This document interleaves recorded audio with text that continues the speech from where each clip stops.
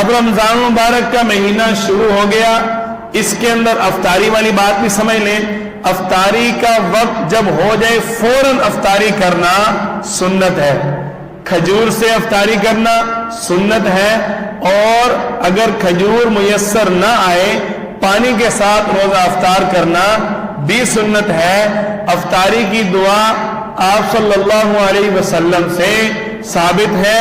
امام بخاری رحمۃ اللہ علیہ کے استاد ابن ابی شیبہ اپنی کتاب مصنف ابن ابی شیبہ کے اندر یہ دعا نقل کرتے ہیں کہ آپ صلی اللہ علیہ وسلم نے روزہ افطار کیا، افطر یومن اللہم انی لک صمت وعلی رزقک افطرت۔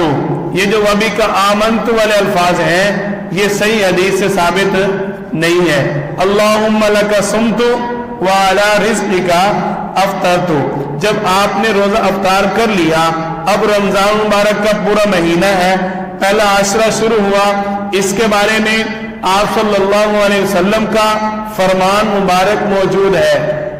آپ صلی اللہ علیہ وسلم نے فرمایا کہ رمضان مبارک کا پہلا عشرہ اللہ کی طرف سے رحمت ہے، دوسرا عشرہ اللہ کی طرف سے مغفرت ہے، اور تیسرا عشرہ اللہ کی طرف سے جہنم کی آگ سے آزادی کا عشرہ ہے۔